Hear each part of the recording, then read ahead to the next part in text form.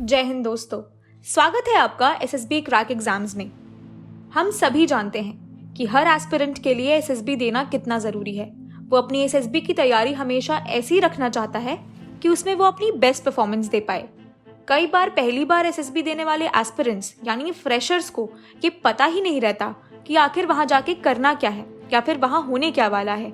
इसीलिए आज हम इस वीडियो में एसएसबी की सारी इन्फॉर्मेशन लेकर आए हैं। आइए जानते हैं कि रिपोर्टिंग से लेकर कॉन्फ्रेंस तक एसएसबी में क्या होता है।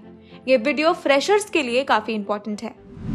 सबसे पहले कैंडिडेट जब एसएसबी टेस्टिंग सेंटर पर पहुंचते हैं तो उनके डॉक्यूमेंट्स चेक किए जाते हैं। उसके बाद उनके चेस्ट नंबर निर्धारित किए जाते हैं और ब्रेकफास्ट के लिए ले जाया जाता है। ब्रेकफास्ट के बाद कैंडिडेट्स स्टेज 1 टेस्टिंग यानी स्क्रीनिंग के लिए जाते हैं, जहां पे सबसे पहले उनका OIR टेस्ट यानी ऑफिसर इंटेलिजेंस रेटिंग टेस्ट होता है, जहां आपको 2 सेट में वर्बल और नॉन वर्बल रीजनिंग के सवाल मिलेंगे, जिन्हें आपको दिए गए समय में करना होगा। OIR टेस्ट के बाद शुरू होता है आपका PPDT यानी picture perception and description test, जिसमें आपको एक हेजी यानी धुंधली पिक्चर स्क्रीन पर आधे मिनट तक दिखाई जाएगी, जिसे देखकर अगले 4.5 मिनट में आपको अपने मन मुताबिक एक स्टोरी लिखनी होगी। टाइमर बजने के बाद आपको 8-10 लोगों के ग्रुप में बांटा जाएगा और एक छोटे हॉल में ले जाया जाएगा। वहां हर इंडिविजुअल को अपने ग्रुप और एसेसर्स के सामने स्टोरी नरेट करनी होगी।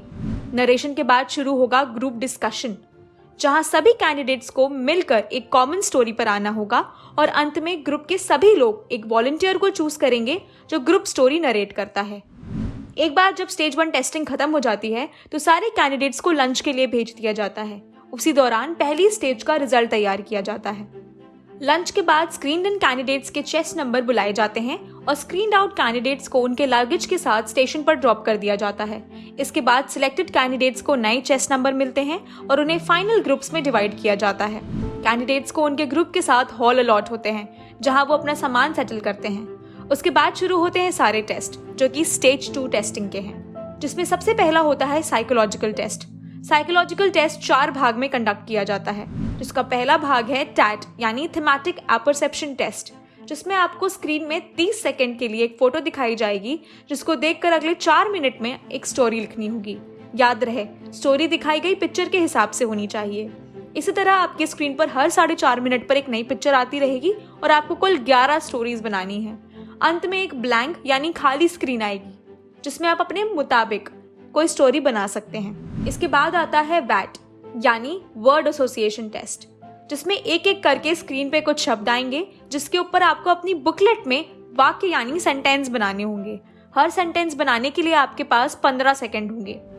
तीसरे नंबर पे आता है SRT यानी सिचुएशन रिएक्शन टेस्ट। यहाँ आपको एक बुकलेट मिलती है जिसमें 60 सिचुएशन होती हैं, जिसके जवाब लिखने होते हैं। यहाँ आपको 60 सिचुएशन पे रिएक्ट करने के लिए आधे घंटे का समय दिया जाता है, तो अनुमानन हर सिचुएशन पे रिएक्ट करने के लिए आपके पास 30 सेकंड होते हैं। SRT के तुरंत बाद शुरू होता है सेल्फ डिस्क्रिप्शन टेस्ट, जिसमें आपको लगभग 4 या 5 पैराग्राफ में अपने बारे में लिखना होता है। हर पैराग्राफ का एक अलग टॉपिक होता है, जैसे कि what do your parents think about you, what do your teachers think about you, what do your friends think about you, what do you think about yourself. और इन सवालों का जवाब लिखने के लिए तकरीबन 20 मिनट मिलता है। इसके साथ ही आपका साइकोलॉजी टेस्ट खत्म हो जाता है और आपको आपके रूम्स में भेज दिया जाता है। अगले दिन आपका GTO या इंटरव्यू होता है। इन दोनों में से जिस दिन आपका इंटरव्यू होगा, उस दिन आपको एक फॉर्मल ड्रेस कोड फॉलो करना होगा।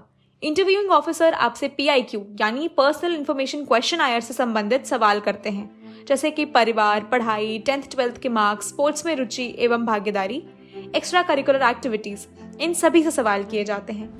इंटरव्यू लगभग 40 से 45 मिनट चलता है और कभी कभी इंटरव्यू 1 घंटे से ज़्यादा भी हो सकता है।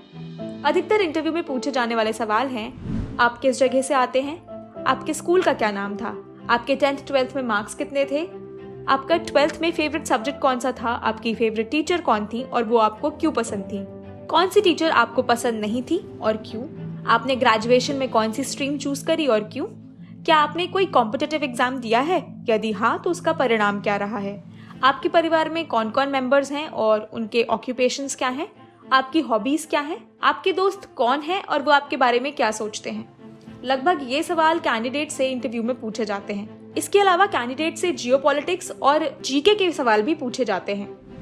अगले 2 दिन आपका GTO यानी ग्राउंड टेस्टिंग ऑफिसर टेस्ट होता है, जहां आपको अपने ग्रुप के साथ सुबह रिपोर्ट करना होता है।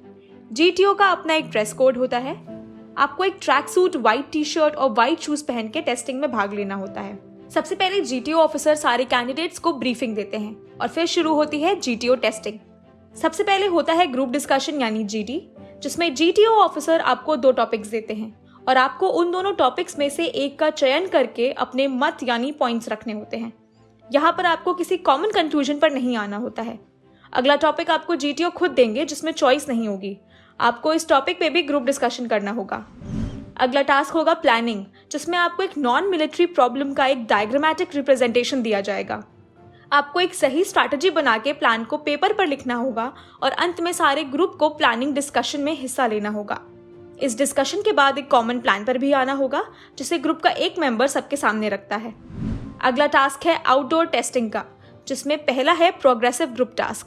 यहाँ आपको अपने ग्रुप के साथ मिलकर कुछ स्ट्रक्चर को पार करना होगा जो कि जमीन से गड़े होंगे।